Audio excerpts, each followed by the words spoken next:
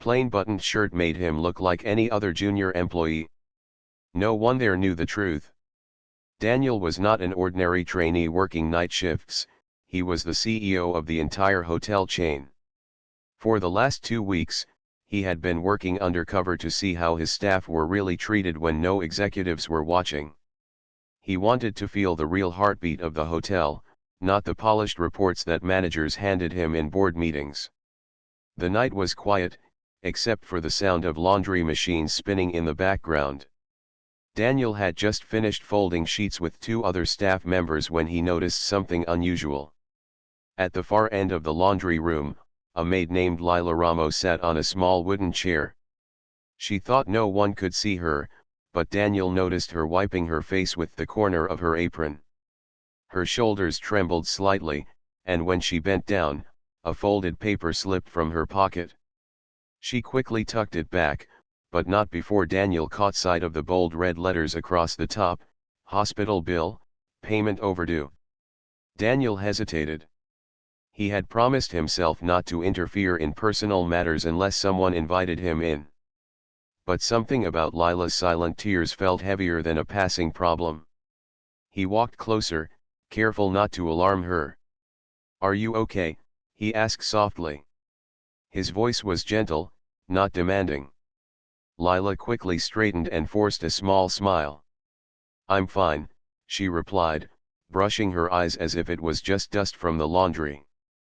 But Daniel had learned, in his years of leading people, that "I'm fine" was often the opposite of truth.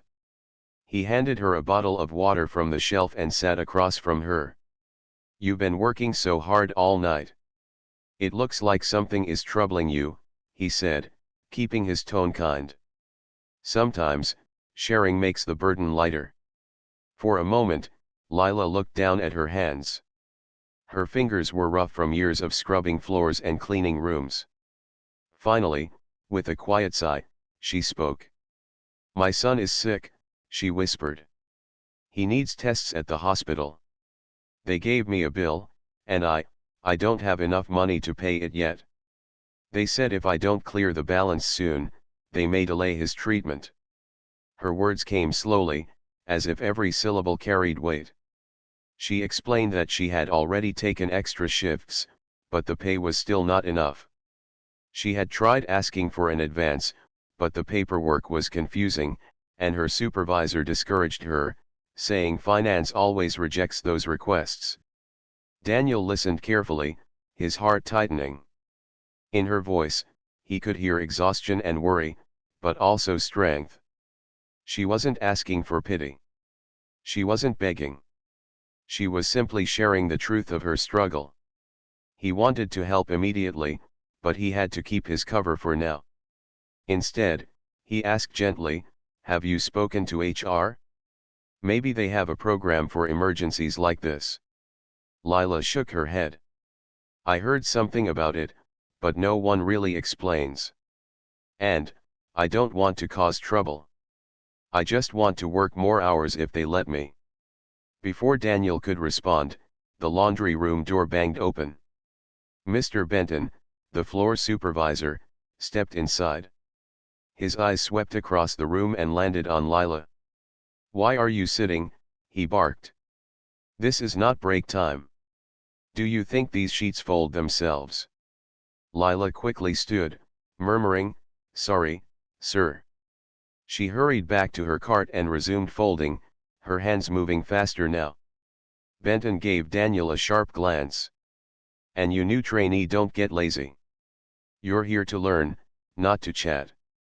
Daniel nodded quietly, hiding his growing anger. Benton's tone was not just strict, it was dismissive, almost cruel. Yet, what struck Daniel most was Lila's reaction. She didn't argue, didn't defend herself. She simply returned to work, swallowing her tears, as if this treatment was something she had grown used to. For the rest of the night, Daniel watched Lila work. He saw how carefully she handled everything, how she folded each sheet perfectly, how she wrote neat notes about which guest rooms needed extra supplies, how she even left small touches like straightening chairs or adjusting curtains so rooms felt more welcoming. It was the work of someone who took pride in her role, even when her own life was heavy with problems. At 3 a.m., when most of the hotel was quiet, Daniel sat in a corner with his small notebook. He often used it to record thoughts during this undercover mission. That night, his notes were different. He wrote, "Strong staff member Lila. Dedicated, kind. Problem, hospital bill, unpaid. Supervisor not supportive. Policy, emergency advances. Not visible or blocked. Action, investigate HR process. Test Benton's handling." Daniel closed the notebook with a determined sigh. He had come undercover to understand efficiency and service quality, but now he saw something deeper. This was not just about folded sheets or cleaned rooms. This was about people, real lives that were sometimes hanging by a thread, while hidden policies or careless managers made their struggles heavier. When the shift ended, the staff lined up to clock out. Most looked tired, rubbing their eyes, eager to return home. Daniel watched Lila walk slowly, her shoulders drooping.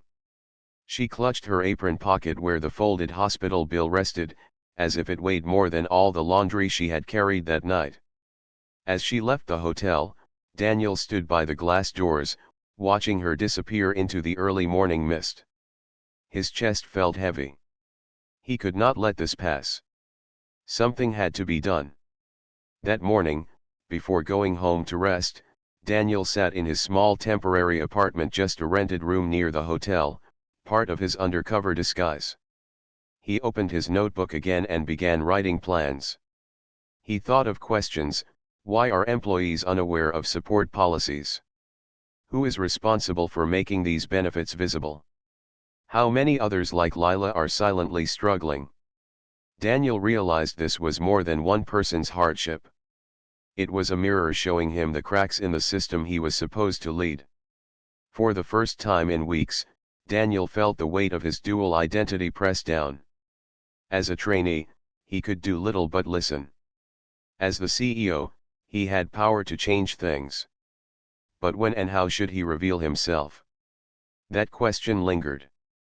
He knew one thing: before making any grand decisions, he had to observe more. He had to understand how deep the problem ran. And he had to earn the trust of people like Lila, people who carried the hotel on their shoulders quietly, unseen by the world. As the sun rose, Daniel closed his notebook, stretched his tired arms, and whispered to himself, "Find the truth. Then act." He did not know it yet, but that small moment, the sight of a maid crying silently over an unpaid hospital bill, would become the turning point that changed not just her life, but the entire way the hotel chain cared for its people. And so, his undercover journey continued, with sharper eyes and a heavier heart, ready for the next steps that would unfold. The next morning, Daniel returned to the hotel with a sharper focus. He no longer just wanted to see how rooms were cleaned or how quickly the laundry was folded. He wanted to understand the hidden struggles of the staff, the quiet battles that no one in the upper office ever talked about. Lila's tears had shown him that behind the neat hallways and polished glass doors, there were stories of pain, sacrifice, and strength. That day, he was assigned to shadow the housekeeping team. The hotel was full because of a large business conference in town, so every room needed quick turnover. Daniel followed the maids from floor to floor, carrying sheets and fresh towels, learning how long it truly took to clean a room well. He noticed something important: each maid was responsible for a heavy workload, sometimes 15 to 18 rooms in one shift. The faster they finished, the happier the supervisor seemed. But Daniel also noticed that some details, like restocking tea bags or checking lamps, were skipped when time was short. Guests might complain later, and the blame often landed on the maid. Lila, however, worked differently. She moved quickly, but she never ignored the small details. She adjusted curtains so sunlight brightened the room, she checked the bathroom taps to ensure no leaks, and she even left small folded towel shapes when she had a moment to spare. Guests noticed the little things, she whispered to Daniel as they made a bed together. Even if they don't say it, it matters. Daniel admired her dedication. But he also saw the cost. By the 10th room, Lila's hands were red from cleaning chemicals, and sweat dripped down her face. Yet she never slowed. She simply tied her hair tighter and kept moving. Around midday, another maid fell sick. She leaned against her cart, coughing, and said she couldn't finish her assigned rooms. Mr. Benton appeared almost instantly, frustration in his eyes. "Who can take her floor?" he demanded. The other maids looked away, too tired to add more to their already long list. Without hesitation, Lila stepped forward. "I'll cover it," she said softly. Benton nodded but added coldly, "You know overtime may not be paid if your forms aren't perfect. Finance hates delays." Daniel watched closely. He saw how the system worked. Staff took extra burdens, but their pay depended on paperwork that often got lost or delayed. It was a cycle that discouraged them from asking for what was rightfully theirs. During lunch, Daniel sat with Lila in the small staff canteen. She ate slowly, her food simple, just rice and vegetables she had brought from home. Between bites, she dialed her phone and quietly spoke in Spanish, her mother tongue. Daniel couldn't understand every word, but he heard the name of the hospital repeated several times. Her tone was polite, almost pleading. After the call, Daniel gently asked, "Was that about the bill?" She nodded. "I asked if they could give me a payment plan. They said I need a letter from my employer, something to show I work full-time. Without that, they won't approve it." Her eyes lowered as she added, "I don't know if my supervisor will agree. He says it's too much trouble." Daniel felt his stomach tighten. Something that could ease her burden was being blocked not by the hospital, but by her own workplace, his workplace. Later, while helping change sheets in another room, Daniel checked the staff notice board in the hallway. There were old flyers about safety rules and hotel events, but tucked under them, barely visible, was a faded piece of paper. At the top, it said, "Employee Emergency Assistance Fund." It explained that staff could apply for financial help in crises, but the instructions were complicated and required 3 signatures, including that of a direct supervisor. No wonder Lila felt helpless. The policy was there, but it was practically hidden. And even if she found it, Benton's attitude would likely crush her hope. That afternoon, something else happened that made Daniel think. A guest approached the front desk with a small velvet pouch. Inside was a bracelet she thought she had lost. "One of your maids returned this to me," the guest said. Her name tag said Lila. She could have kept it, but she didn't. "Please make sure she gets my thanks." Daniel smiled, tucking that information away. He knew the power of guest feedback. It was a currency in hospitality. A single good note could be more valuable than 100 inspections. That evening, after finishing his shift, Daniel walked slowly back to his small rented apartment. He couldn't shake the images from his mind: Lila cleaning extra rooms without complaint, begging the hospital for mercy on the phone, and Benton brushing aside the importance of overtime and advances. He opened his notebook again and wrote, "Overtime discouraged with excuses. Emergency fund hidden, forms too complex. Supervisor culture, avoid extra paperwork. Staff quietly loyal, but unsupported." He tapped his pen and added one more line: "Need to test system. See if HR truly blocks or if it's supervisor choice." The next day, Daniel decided to take action, still as a trainee, not as the CEO. During a break, he approached Benton casually. "Sir, I heard something about an emergency advance fund. If someone has a family problem, can they apply?" Benton smirked. "Oh, that. Forget it. It's just words on paper. Finance never approves. Waste of time." Daniel nodded as if satisfied, but inside, he felt a fire. If Benton's words were true, then HR had lied. If they weren't true, then Benton was the one blocking help out of laziness or fear of extra work. Either way, it was unacceptable. To dig deeper, Daniel quietly arranged to visit the HR office later that evening. He pretended to be curious about career paths for trainees. Miss Hale, the head of HR, welcomed him warmly. During their conversation, Daniel carefully steered the topic. "I also heard about an emergency fund for staff. Does it really work?" he asked. Miss Hale nodded firmly. "Of course it does. It's designed for situations like medical bills or sudden family needs. We approve many each year, but not as many as I'd like. People either don't know about it, or they think supervisors will say no. That's not true. We encourage applications."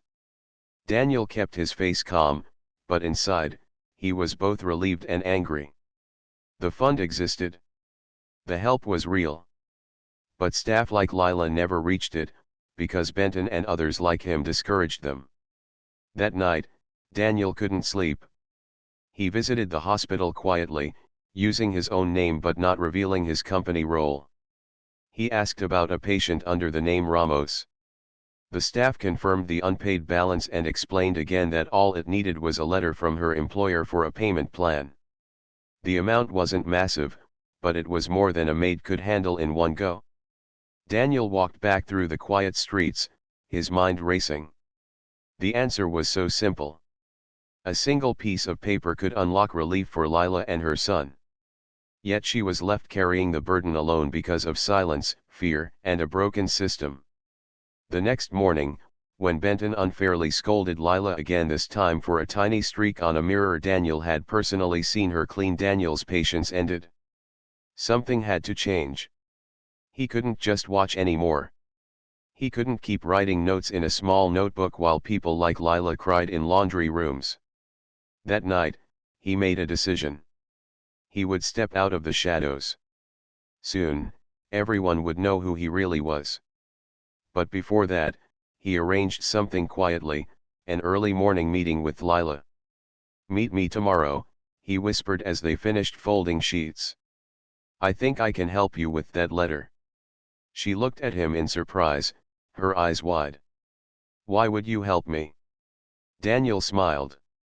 "Because sometimes, people just need someone to stand with them." What neither Lila nor Benton knew was that the trainee who offered kindness was about to reveal himself as the man who owned the hotel. And once the truth came out, nothing in their workplace would remain. The next morning, Daniel arrived earlier than usual. The air outside the hotel was still cool, and the city had not yet awakened fully. Inside the building, lights glowed softly in the lobby. Staff moved about quietly, preparing for another busy day. Daniel's mind was not on the hotel guests or even on his trainee duties. His thoughts were fixed on Lila and the heavy burden she carried alone. He had asked her to meet him before her shift began. When she entered the staff lounge, she looked tired but curious. Her eyes held a quiet question: why would a fellow trainee care so much? Daniel greeted her with a gentle smile. "I know you're worried about your son's hospital bill," he said carefully. "I don't want to cross any line, but I've been thinking. Maybe I can help with the paperwork." Lila's face showed surprise. "You? But you're new here. You don't know how things work." Daniel leaned forward, lowering his voice. "Maybe I don't know everything, but I asked around. I found out the hotel has an emergency assistance program. They can give you an advance or a letter to help with hospital payment plans. The problem is, it seems supervisors make it sound impossible. But it's not impossible." Her lips parted slightly, hope flickering in her eyes. "I heard of it, but Mr. Benton said it was useless. He told me finance rejects everyone." Daniel shook his head. "That's not true. HR confirmed to me that the program exists and works. You just need the right forms, and the letter. I think you should try." For a moment, Lila stayed silent. Then her eyes filled with tears, not of despair this time, but of relief. "If that's true, if I can really do it, She placed her hand on her apron as if steadying her heart. I don't want charity. I only want my son to get better. Daniel's voice softened. I know. You've earned this. It's not a gift, it's your right as a worker here. Just then, footsteps echoed down the hallway. Mr. Benton entered the lounge, his expression sharp. He spotted the two of them talking and frowned. What are you doing here so early? He asked. Daniel quickly responded, I was just asking about the emergency fund policy. I thought maybe it could help staff. Benton let out a short laugh. Waste of time. Don't fill people's heads with nonsense. The paperwork goes nowhere. His eyes flicked toward Lila. And you stop daydreaming. We have a full house today. Lila lowered her head, but Daniel's eyes stayed locked on Benton.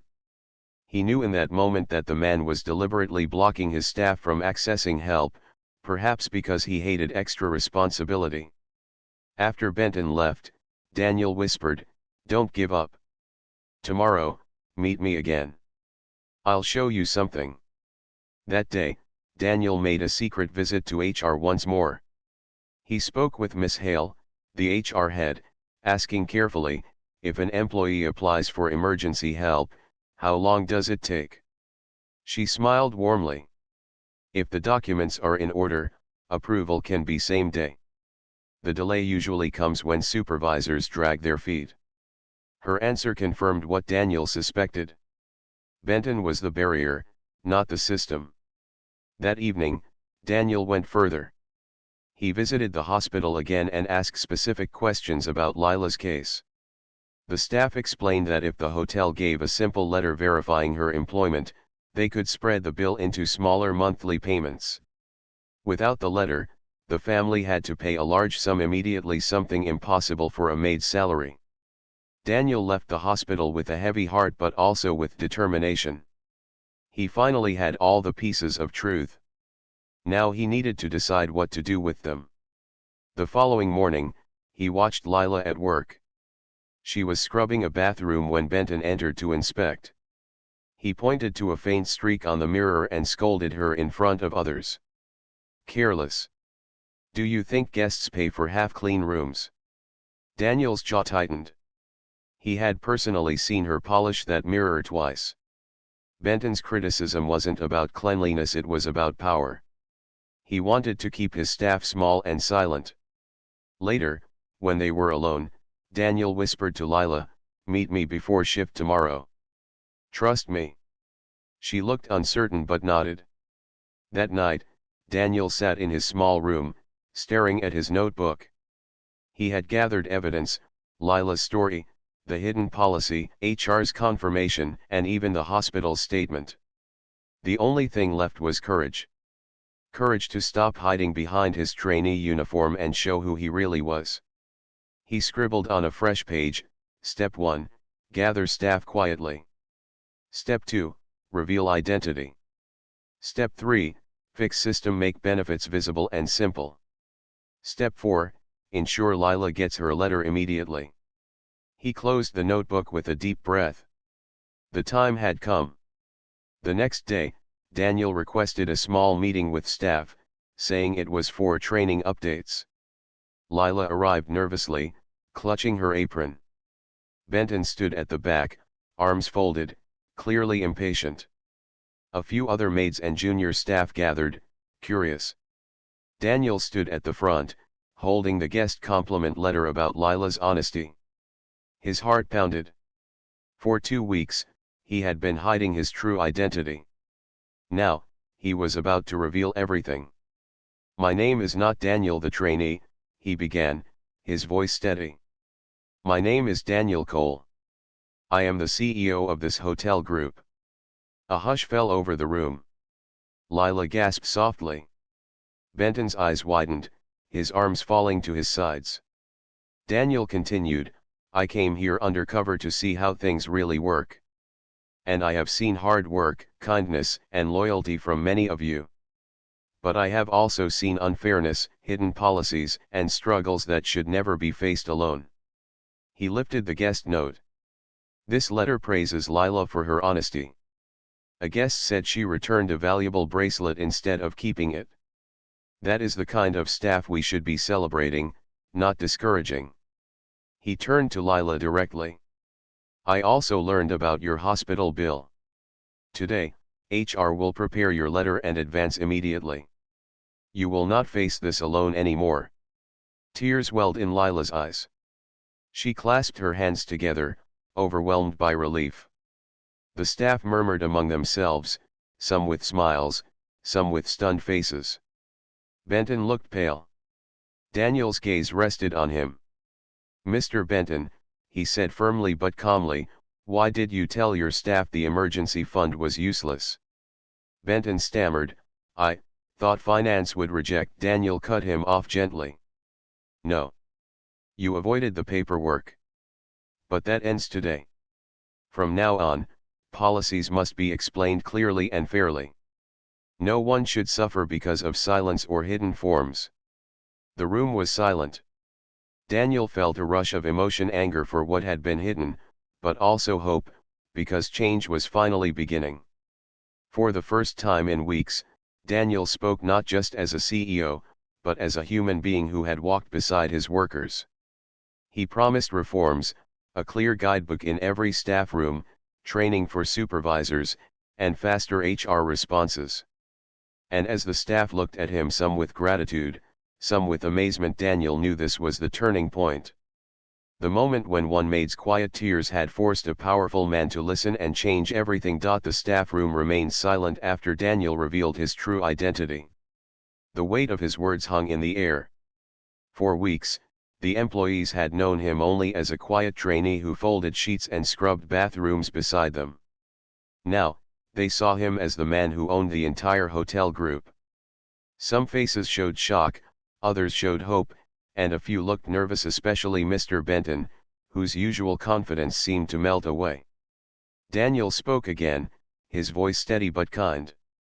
I did not come here to shame anyone. I came here to see life through your eyes. And I have seen enough to know that changes are needed. No one should feel invisible when they are the very people who keep this hotel alive.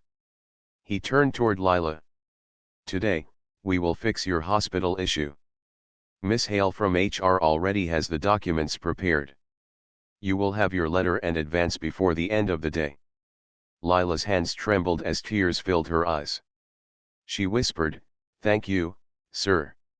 Her voice carried both relief and disbelief, as if she was still processing that the man she thought was just a co-worker had the power to lift her burden. Daniel gave her a reassuring nod before addressing everyone else. This is not just about one person. It's about all of you. Too many policies are hidden. Too many voices go unheard. From today, transparency will be our rule. You deserve to know the benefits available to you without fear or confusion. The staff began to murmur, their expressions softening.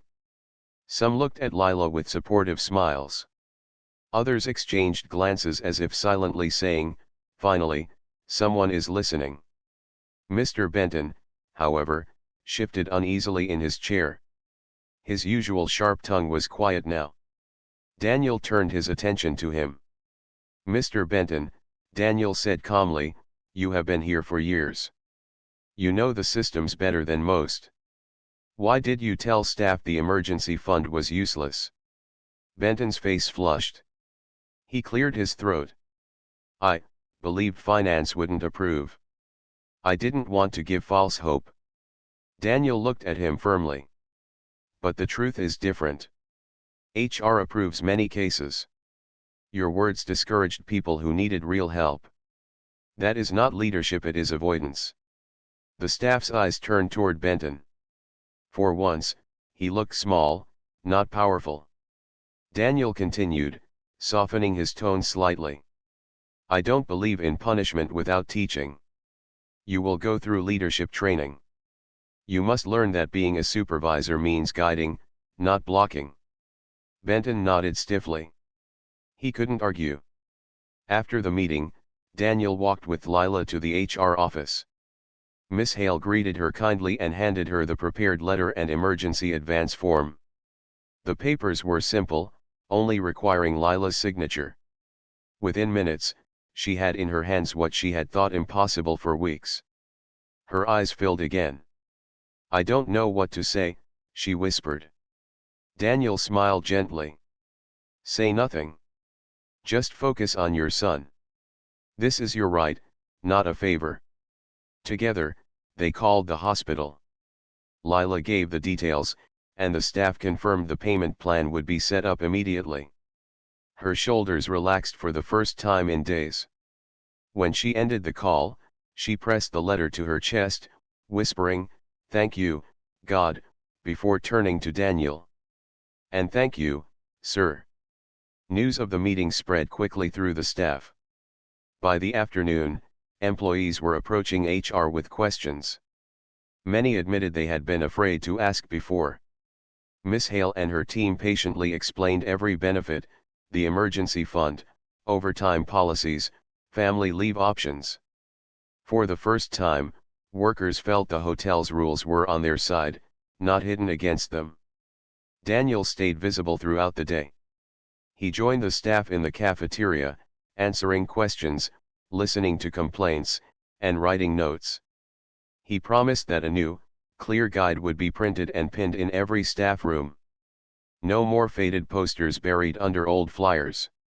In the days that followed, small but meaningful changes began to appear.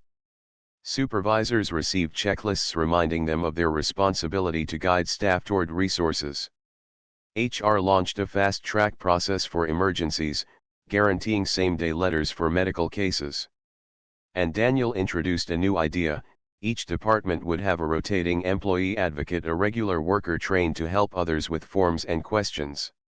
Lila was chosen as the first advocate for housekeeping. At first, she was shy, unsure if she was worthy of such a role.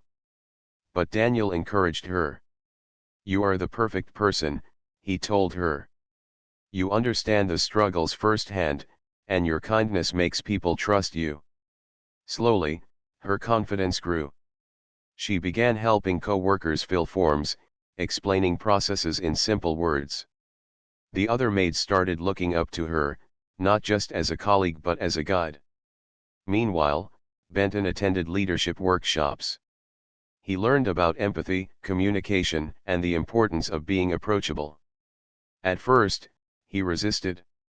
But as days passed, he realized the truth: his old ways had created fear, not respect. He began making small changes: greeting staff politely, checking in on them during shifts, even thanking them for extra effort. The transformation wasn't perfect, but it was real. Guest satisfaction also improved. With staff morale higher, service became warmer and more genuine. Guests noticed the difference, writing positive reviews about the kind energy of the employees. The hotel's ratings quietly climbed. For Lila, life began to shift. Her son received the hospital tests and started treatment without delay. The payment plan gave her peace of mind, allowing her to focus on her work and her family.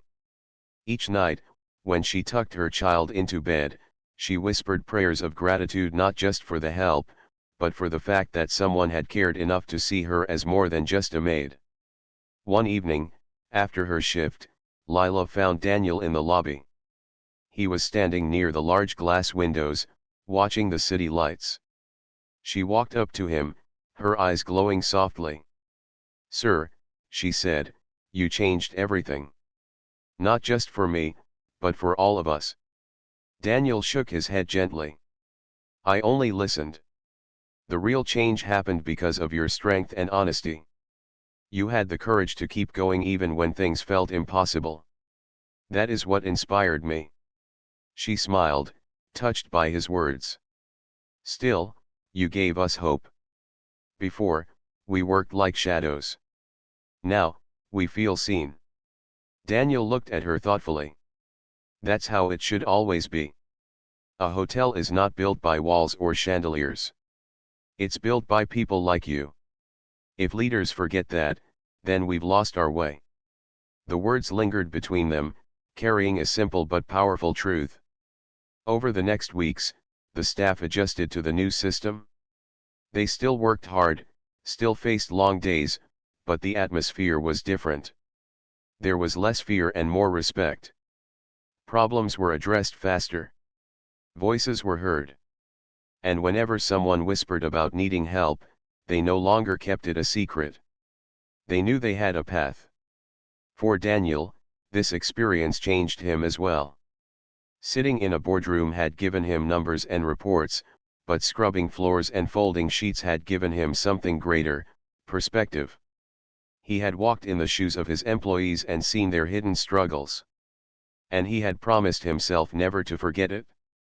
One evening, he wrote in his notebook for the last time during that undercover mission, "Real change is not policy alone. It is making help visible. Supervisors must be teachers, not gatekeepers. Leaders must listen in silence before they speak in power." He closed the notebook and smiled. The journey had started with a single moment: a maid crying quietly in a laundry room. From that moment, a chain of events unfolded that transformed not just her life, but the culture of an entire hotel. And though Daniel knew challenges would come again, he also knew something else: once people feel truly seen, they never go back to being invisible. Weeks had passed since Daniel revealed his true identity to the staff. The hotel no longer felt like the same place. Though the walls and furniture looked the same, the spirit inside had changed. There was a new energy, a sense of trust that had not been there before. Employees felt seen, and supervisors now understood that their role was not to block but to support. Daniel walked through the hallways often, no longer disguised as a trainee but openly as the CEO. Yet, he still spoke to staff the same way he had before, sitting with them in the cafeteria, asking about their families, and sometimes even picking up a mop or sheet just to show he was still part of their team. To him, leadership was not about staying distant in an office but about being present where the real work happened. The biggest change came with the launch of the Employee Benefits Guide. Printed in clear language, with translations for staff who spoke different languages, it was pinned to every staff room wall. It listed each program, emergency funds, overtime rights, medical leave, and who to contact. The guide was also uploaded to the staff app for those who had phones. No longer were benefits hidden under piles of paper. Now, they were visible to everyone, every day. Employees began to use these resources. One young bellboy asked HR about applying for educational assistance for night classes. A kitchen helper finally received support for her father's medical treatment. And each time, approval came quickly, giving staff confidence that the system was real, not just words. For Lila, the changes were deeply personal. She not only received help for her son but also found her voice as the first employee advocate in housekeeping. At first, she doubted herself, but her co-workers quickly began turning to her for guidance. She explained forms patiently, sometimes even filling them out step by step. She translated policies into simple words so no one felt lost. Her confidence grew day by day. Soon, she wasn't just helping with forms, she was listening to her co-workers' personal worries and giving them encouragement. Many maids said, "We feel safer now because of you." Daniel noticed this transformation and felt proud. He had seen Lila first as a tired maid crying in a laundry room. Now he saw her as a leader, someone others admired. Meanwhile, Benton was also changing. Though awkward at first, he began holding 5-minute team check-ins at the start of each shift. Instead of barking orders, he asked, "Does anyone need support today?" The staff were surprised, but slowly they began sharing small concerns. Benton learned to listen, and though he was far from perfect, his efforts showed growth. He had gone from being feared to slowly becoming respected. Guest reviews reflected these changes too. Comments described the hotel as warm, caring, and welcoming. One review read, "The staff seem happier here than in other hotels. You can feel it in the way they smile at you." For Daniel, these words mattered more than profit reports. He knew happy employees created happy guests. But Daniel wanted to do more. He decided to create a scholarship and health fund for employees' children. The fund was seeded by his own bonus and matched by the board of directors. The announcement brought tears to many eyes. Parents who once worried about choosing between bills and education now saw a future where their children could dream bigger. The day of the announcement, Daniel stood in the cafeteria before the gathered staff. "This is not charity," he said firmly. "This is recognition. You give your strength, your time, and your care to this hotel. In return, we must give you not just wages, but support for your families." The applause that followed was not polite, it was heartfelt. Many workers stood, clapping with wide smiles, some even crying. For Lila, life at home also grew brighter. Her son's treatment continued smoothly, and his health improved day by day. The stress that had once weighed her down was replaced with hope. Each night, when she tucked him into bed, he whispered, "Mama, you smile more now." Those simple words were more valuable to her than any paycheck. She also earned a promotion. One evening, Daniel called her to his office. She entered nervously, still not fully used to speaking directly to the CEO. "Lila," Daniel said warmly, "you have shown leadership, courage, and kindness. That is the kind of spirit we want leading others. Starting next month, you will be promoted to housekeeping lead. You will train new staff and guide them, just as you have been guiding your co-workers." Her eyes widened. "Me? But I'm just," Daniel interrupted gently. "No. You are not just anything. You are exactly the example this hotel needs. You've earned it." Lila covered her mouth with her hand as tears rolled down her cheeks. She nodded, unable to speak. The weeks that followed were busy, but they were filled with a sense of unity. Staff began suggesting improvements themselves, better ways to organize laundry, fairer room inspections, quicker methods to report broken equipment.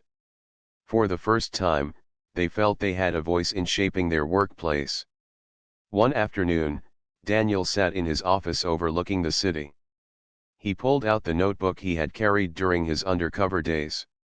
He flipped through the pages filled with scribbles about hidden struggles and unfair practices. At the very end, he wrote, "Never forget the laundry room tears. Change starts by listening. When leaders walk with their people, everything changes." He closed the notebook slowly, smiling to himself. The undercover mission had ended, but its lessons would guide him for the rest of his career. Months later, the story of the undercover CEO quietly spread beyond the hotel. Other branches in the chain adopted the same changes. Word reached even the press, though Daniel avoided interviews. He wanted the spotlight not on him, but on the workers who deserved recognition. And through it all, he never forgot Lila. Whenever he passed her in the hall, now leading her team with confidence, he felt proud, not because he had saved her, but because she had always carried strength inside her. All she needed was someone to open a door that had been unfairly closed. The story that began with a maid crying over an unpaid hospital bill ended with a workplace transformed, a child healed, and a community of workers standing taller than before. And the greatest lesson of all was clear: true leadership is not about power or titles. It is about seeing people, lifting them when they fall, and making sure no one ever feels invisible.